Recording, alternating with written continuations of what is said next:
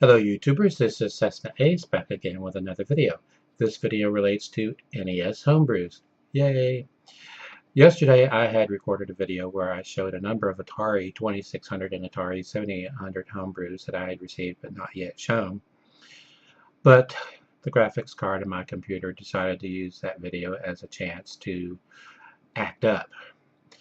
So there were parts of that video that were too choppy for me to upload, and in fact I deleted that video from my computer. As it turns out, it's a blessing in disguise because I have ordered more Atari 2600 and Atari 7800 homebrews. They are already on their way to me. So when they come, I will either do a video or two videos because I'm getting quite a collection of homebrews for those two systems I haven't yet shown. Now on to the homebrews that I have received for the NES. The first one is a sequel to a homebrew that was really, really hard. What am I talking about? It still is really, really hard. This game is called Battle Kid 2 Mountain of Torment. And as far as the first game is concerned, Torment is right because that game is really, really tough. It will kill you. It will kill you often. It will kill you with pleasure.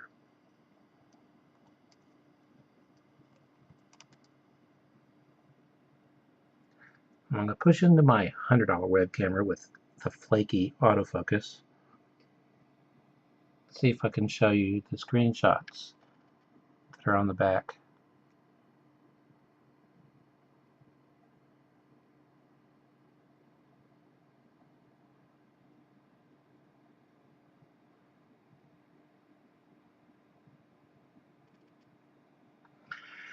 Now, the way I found out about the first game, right after it had come out, a friend of mine over in the UK, Guru Larry, aka Larry Bundy Jr., that's the actual name of his channel, Larry Bundy Jr.,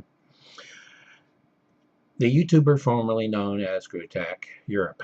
There's somebody else that's Screw Attack Europe. Now, anyway, Larry sent me a email, and he stated he knows I'm a big fan of the homebrew games. I'm a big supporter of the homebrew community. I feel that the best way to support the homebrew community is to buy homebrews. Anyway, he said there was a homebrew for the NES that he had done the artwork on, and he was busy working on the artwork for the revised version, and if I wanted the original version, I'd better hurry up and order it from RetroZone because he didn't know how many copies there were still left available, but probably not many. So I raced over to RetroZone, and it was still available, and I ordered it and received it. And as is typically the case for me, before I did a video on it, I went back to RetroZone to check on the availability, and it was no longer available. Some time passed, and I don't remember if Larry sent me a second email or I badgered him and he sent me an email when it was available again, but he did. And so I went to RetroZone and I ordered the revised version of Battle Kid Fortress of Peril. And he had told me originally that the Battle Kid series is kind of like the Mega Man series. In fact, it's designed to be like the Mega Man series, except much, much harder. And when he said that, he wasn't kidding. The first game, anyway, will eat you alive. And then throw you up and eat you again. And again. And again. Over and over. And I hope that imagery wasn't too disgusting. Anyway, as I believe I mentioned, I have both versions of Battle Kid Fortress of Peril. If there's been a third version, I'm not aware of it. The most common version is the second version, version 1.100. That game is hard. In fact, I found it impossible to beat. I may live the rest of my life and never beat it. Now, if you have some kind of unknown alchemy, you know how to finish that game, then if I were wearing a hat, I would take it off and tip it to you, because that is a major achievement if you finish that game. Unless you have the first version, which, as I mentioned, I also have, version 1.000, as opposed to 1.100. 1.000, what makes it a little easier is if you don't do anything, it's as hard as the revised version. But the first version had cheats in it, although I couldn't get Larry to tell me where they were or what they were. But he said there are cheats in that game, and those cheats allow you to make your character invincible. And so those cheats were taken out for the revised version. I don't know how common version 1.000 is. I just know that it's most probably a lot less common than version 1.100, because that's the version that has been perpetually available since, off and on, as stock permits. After I received this package on both these games, I went to RetroZone before doing this video. You want to know what?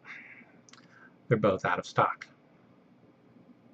So again, placed an order with them, received the order, went to their website to double check to make sure they were still available, and they weren't. But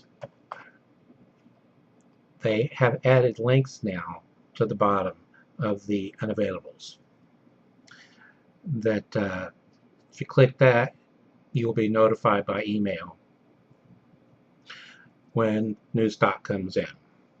So that's cool. Now, some of you might be saying, well, how much is this? And by the way, cool box, because the original Battle Kid Fortress of Peril didn't have a box.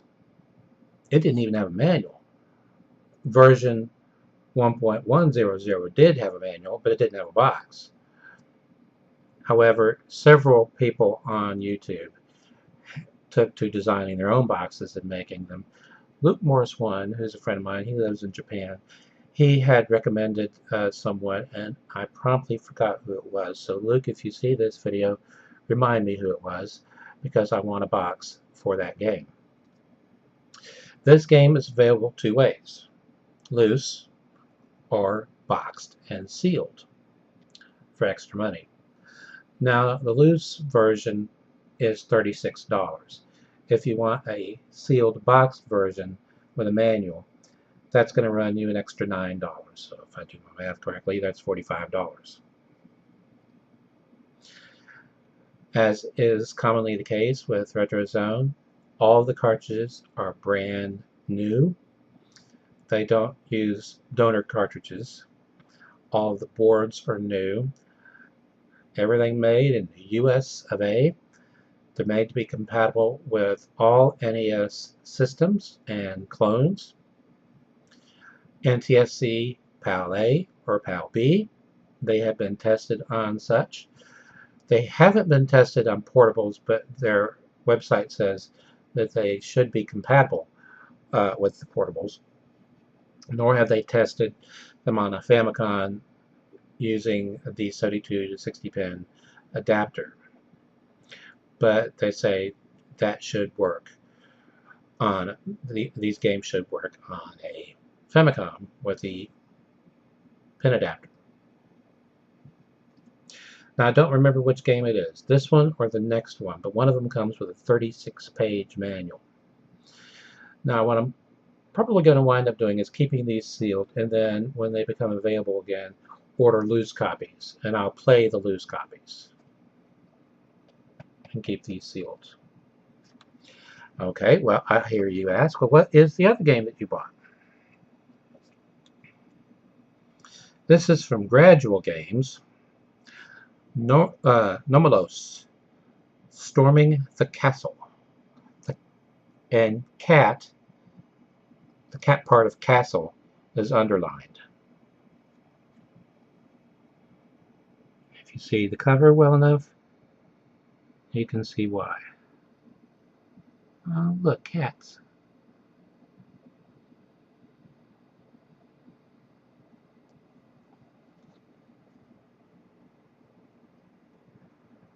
For some reason,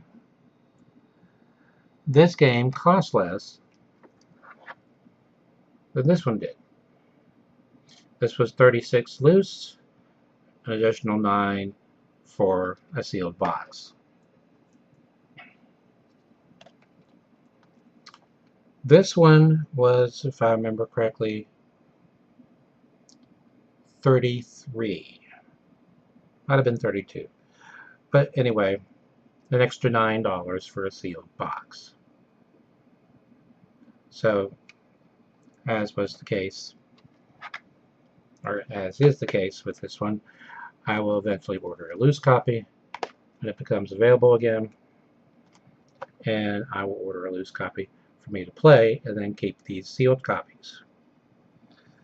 Cartridges and boxes both say on them, well, I'm going by the artwork on the website for the cartridges, but made in USA. It says on the back of this one. It doesn't say on the back of this one, but it is made in the USA. Was made in the USA. Whatever. They have a lot of homebrews for the NES. And if you click Repros, that section is reserved for reproductions of homebrews that they had offered and then were no longer offering, and then they began offering them as repros. They are now offering reproductions of homebrews for the SNES. So if you collect for the SNES, there's that bit of information out there. I just heard the mailman, so I'm going to go check my mail, because I also recently ordered over $120 worth of CDs and a couple of DVDs. So I need to check my mailbox before somebody else does. Until next time, don't go wasting your emotion. Lay all your love on me. That's all you're going to get, because I don't want to torment you.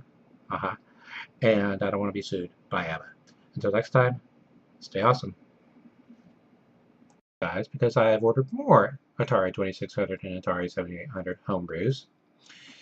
They are already on their way to me. So when they come, I will either do a video or 2 videos, because I'm getting quite a collection of homebrews for those 2 systems I haven't yet. Hello YouTubers, this is Cessna Ace back again with another video. This video relates to NES Homebrews. Yay! Yesterday I had recorded a video where I showed a number of Atari 2600 and Atari 7800 homebrews that I had received but not yet shown. But the graphics card in my computer decided to use that video as a chance to act up. So there were parts of that video that were too choppy for me to upload, and in fact I deleted that video from my computer. As it turns out, it's a blessing in disguise. It still is really, really hard. This game is called